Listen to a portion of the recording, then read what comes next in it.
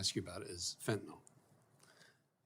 My understanding is that a small number of vehicles, cars, trucks are inspected, but we're confiscating a huge amount of fentanyl. And due to the severe damage we're seeing in our country, I'd like to know, realizing that CBP is primarily responsible for those inspections and that you're called in, I guess, after the fact. The question remains, how are we as a country going to get a handle on this?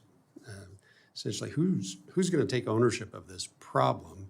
I think the American people want to know what's it going to take. So I'm pleading with you. Tell me what we can do to stop this scourge of drugs at coming in the southern border. So as you mentioned, I mean, CBP is at the ports of entry. They're conducting the inspections. We have deployed a significant number of HSI agents to the border to assist. You may be familiar with Operation Blue Lotus, where we've sent a number of folks to 2 ports of entry there, where just over 30 days, we've seized 8,000 Some pounds success there, yeah. of narcotics, 4,000 pounds of which was fentanyl, which just goes to show you, if you throw more resources at this problem, you'll get some big wins.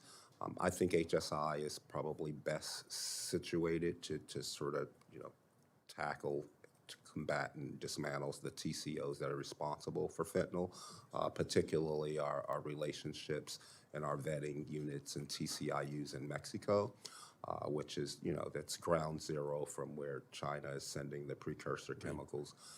In FY22, HSI, in close coordination with our Mexican partners, seized 3.3 million pounds of precursor chemicals.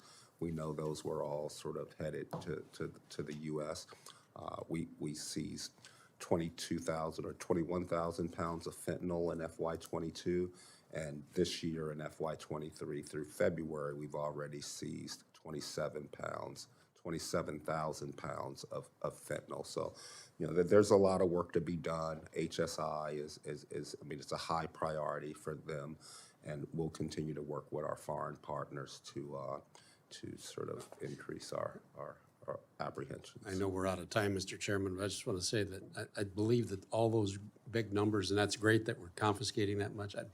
My feeling is that that's probably the tip of the iceberg, and there's so much more that we've got to do. So I look forward to working with you on this and getting a handle on this huge issue.